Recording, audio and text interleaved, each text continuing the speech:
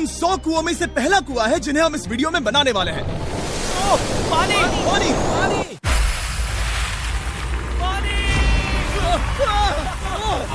आपने अभी अभी केन्या के एक छोटे से गांव को पीने के पानी का अनलिमिटेड सप्लाई मिलते हुए देखा, वो भी सिर्फ 1 सेकंड में। अभी एक कुआं बना है और 99 बाकी हैं। आपको ये वीडियो बहुत पसंद आएगा। इन 100 कुओं को मिलाकर 5 लाख से ज्यादा लोगों को पीने का ताज़ा पानी मिलने वाला है। केन्या की इस साइट पर कुछ कुएं बनाने के बाद हम नाइरीरी स्कूल सिस्टम के साउथ में गए और कह सकते हैं कि उन्हें हमसे मिलकर बहुत खुशी हुई। क्या हाल है? मैंने ऐसा नहीं सोचा था। स्वागत के लिए शुक्रिया। समझ नहीं आता कैसे रिएक्ट करूं। बहुत बहुत शुक्रिया दोस्तों। हमारे आने पर इस गांव ने हमारा जोरों से स्वागत किया और नोलन इसमें थोड़ा खो गया।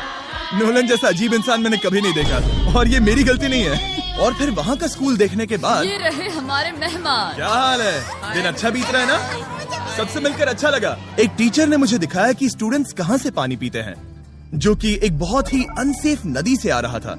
तो आपके स्टूडेंट्स यहीं से पानी पीते हैं? हाँ ये बुरी बात है। हाँ, स्टूडेंट्स हमेशा डायरिया जैसी बीमारी, टाइफाइड जैसी बीमारी की कंप्लेंट्स करते हैं क्योंकि वो ऐसा पानी पीते हैं। तो हाँ। हम कोशिश करते हैं, पर देख रहे हो ना, अब क्या कहा जाए। पर क्या करे, जिंदगी तो जीनी ही है और पानी तो सबको चाहिए होता है। जाहिर है कि इनकी हालत सच में बहुत खराब है। असुरक्षित पानी पीने से इन बच्चों की जिंदगी बहुत कम होती जा रही है, पर कम से कम इस गांव की मदद करने की हम पूरी कोशिश करने वाले हैं। क्या पता ये मुझे फिट आएगा या नहीं। मेरा सिर बड़ा है। देखते हैं पानी मिलता है या नहीं। ओह, ओह।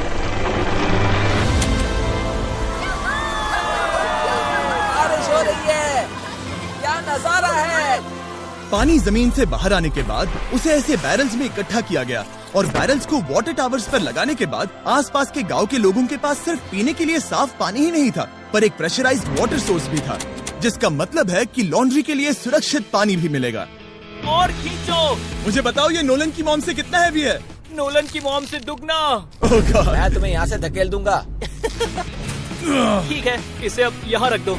हमने केन्या में और 20 कुएं बनाए और उसके बाद इसके जूते में भी कुआं डोंट है। वरी, मेरे दूसरे जूते में भी पानी है। मैं बताता हूँ कि हमने ये 29 कुएं कैसे बनाए। इस विशाल सी ड्रिल से जमीन में सैकड़ों फीट गहरा गड्ढा किया, वो भी पल्यूटेड सोर्सेज से होकर सीधे विशाल से पीने लायक पानी तक। उसके बाद हमने पाइप्स इंस्टॉल किए ताकि लोग पूरे अफ्रीका में इन हैंड पंप से पानी ले सके और नाइरीरी में भी। इसे टेस्ट करके देखते हैं।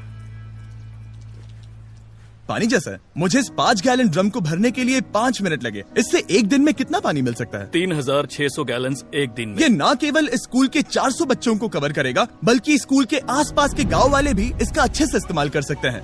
पानी के लिए शुक्रिया आपका। कोई बात नहीं। ये पंप नॉन स्टॉप 30 सालों तक चल सकता है। आपको लग रहा होगा कि इस तरह का बड़ा काम करने के लिए एक बड़े गवर्नमेंट की जरूरत पड़ेगी, पर ये सच नहीं है। ये प्रॉब्लम सुलझाना बिल्कुल मुमकिन है और ऐसी चीजें करने के लिए इंसानियत को आगे आना ही चाहिए। आपकी कामयाबी का राज क्या है? सच कहूँ तो ऐसा कुछ खोजो जो तुम्हें करना पसंद है, उसे लंबे समय तक करो और तुम्हें कामयाबी जरूर मिलेगी। मैं इससे बहुत करीब लाने वाला हूँ, देख रहे हो? मजेदार है ना? जरा ऊपर देखो, वो रिकॉर्ड कर रहा है। ठीक है, मैं इसे करीब लाने वाला हूँ। ठीक है। हाँ, तुम खुद को देख सकते हो। हम इस गांव के लिए भी कुआं बना पाए, इस गांव के लिए भी और इन दूसरे 12 गांवों के लिए भी।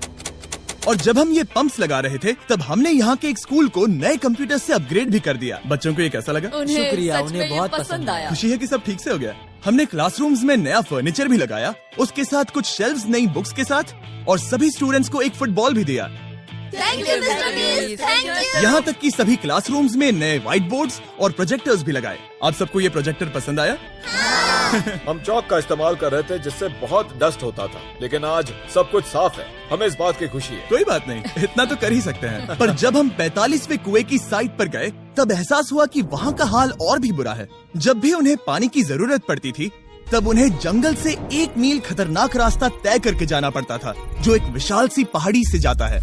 मैं जल्दी उठता हूँ, लगभग सुबह 4 बजे, ताकि मैं स्कूल के लिए पानी ला सकूँ। यहाँ से पानी निकालना सेफ नहीं है। ये जगह बहुत स्लिपरी है, जिससे किसी को चोट लग सकती है। हमने उनके कुएं पर काम करना शुरू किया, तब उन्होंने मुझे दिखाया कि वो पानी कहाँ से निकालते थे।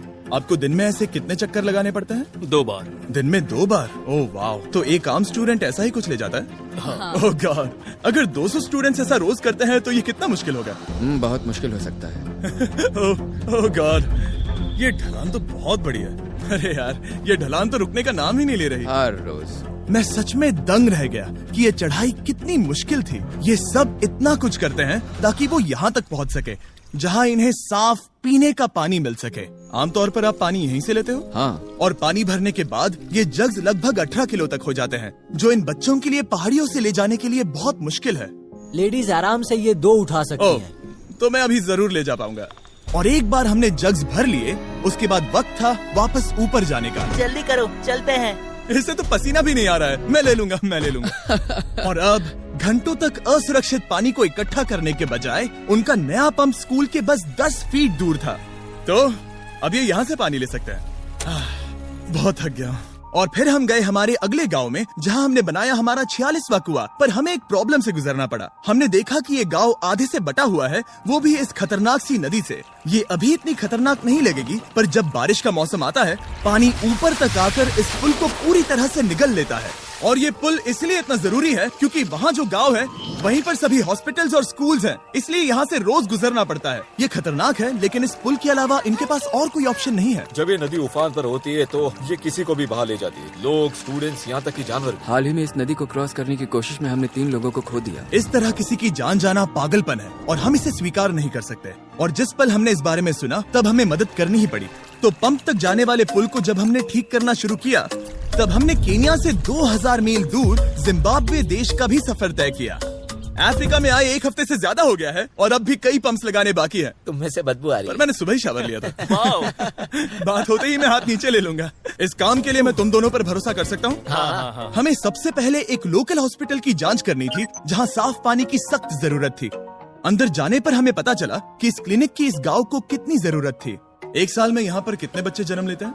1 महीने में करीब 50। इसका मतलब 1 साल में पूरे 600। वाह! पर दुख की बात यह है कि इन प्रेग्नेंट महिलाओं को सिर्फ पानी लाने के लिए 1 मील तक जाना पड़ता है और इन भारी बकेट्स को लेकर वापस आना पड़ता है। पर अच्छी खबर ये है कि हमने इनकी पैसों से मदद की यहाँ पर एक मॉडर्न पंप लगाने के लिए। और अब बस देरी थी इसे शुरू करने की। ठीक है नोलन, क्या तुम तैयार हो? मैं तैयार हूँ। ओवर। मुझे एक ड्रामेटिक जूम इन दो। नोलन, मैंने बटन दबा दिया है, ये काम कर रहा है?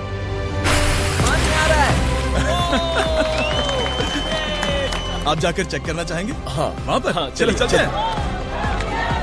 लोगों को पानी मिलता देख मुझे आखिर बहुत अच्छा खुशी हो पानी रही मिल ही है। गया। ये सच में कमाल की बात है। हमारा नोलन एक प्रोफेशनल डांसर है। हाँ। मैं डांस कर रहा हूँ। वो कर क्या रहा है?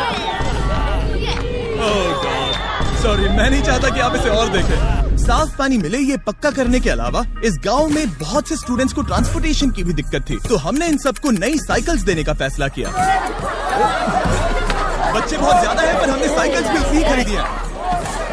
सच बताऊं तो मुझे साइकिल चलाना नहीं आता। जिमी को सिर्फ साइकिल देना आता है। कभी इसे चलाना नहीं सीखा। तो चलो हम एक रेस लगाते हैं। 3, 2, 1, गो! ओह माय गॉड, सभी मुझसे आगे जा रहे हैं। संभल के, मुझे चलाना नहीं आता, किसी को उड़ाना नहीं चाहता। तुम इसे चलाओगे? ठीक है, जाओ चलाओ। ओके। और इन्हें साइकिल्स देने के बाद हमने तब तक पंप्स लगाए जब तक हम पहुंच गए कुआं नंबर 69 तक। ये कुआं सोलर पावर्ड है, जो गांव के किसानों के लिए खास बनाया गया है, ताकि इनकी फसलों और जानवरों को जरूरत से ज्यादा पानी मिल सके। चाहे गर्मी हो या फिर बिजली ना हो, इससे कोई फर्क नहीं पड़ेगा। और एक पैनल है 200 वॉट्स का, जो एक पंप से जुदा है। ये पंप हर घंटे 5000 लीटर पानी खींच सकता है। बेसिकली ये अनलिमिटेड पानी का सोर्स है इस पूरे गाँव के लिए। ये बहुत बढ़िया है। और जिम्बाब्वे छोड़ने के बाद हम चाहते थे कि अफ्रीका की सभी कम्युनिटीज को पानी मिलता रहे, इसलिए हमने और कुछ पंप्स बनाए युगांडा में, सोमालिया में और कैमरून में। कैमरून में हमने क्या क्या किया ये देखने के लिए फिलैंथ्रोपी चैनल पर हम जल्द ही एक वीडियो अपलोड करने वाले हैं। इन गाँव में वक्त बिताने पर मुझे एहसास हुआ कि पंप्स लगाना कितना जरूरी होता है। कैसे ये खेती को पानी देते हैं, भूखे का पेट भरते हैं, कैसे ये हॉस्पिटल्स को साफ सुथरा रखते हैं, और सबसे जरूरी कैसे ये आने वाले पीढ़ी के बच्चों के लिए लंबी और हेल्दी जिंदगी जीने में मदद करते हैं, और इससे कम्युनिटीज का भविष्य भी सेफ हम होता है। बहुत समय से इंतजार कर रहे हैं साफ पानी के लिए। Water is life. और कुछ लोकल लोगों की मदद से हमने आखिरकार ये पुल पूरा कर ही लिया, जिसे ये कम्युनिटी अगले 100 सालों तक इस्तेमाल कर सकती है। कई जिंदगियां बचेगी, परिवार एक साथ आएंगे, परेशानियां चली जाएंगी। इस वीडियो में हमने जो 100 पंप्स लगाए हैं वो कई जिंदगियां बदल देंगी, पर ये काफी नहीं है।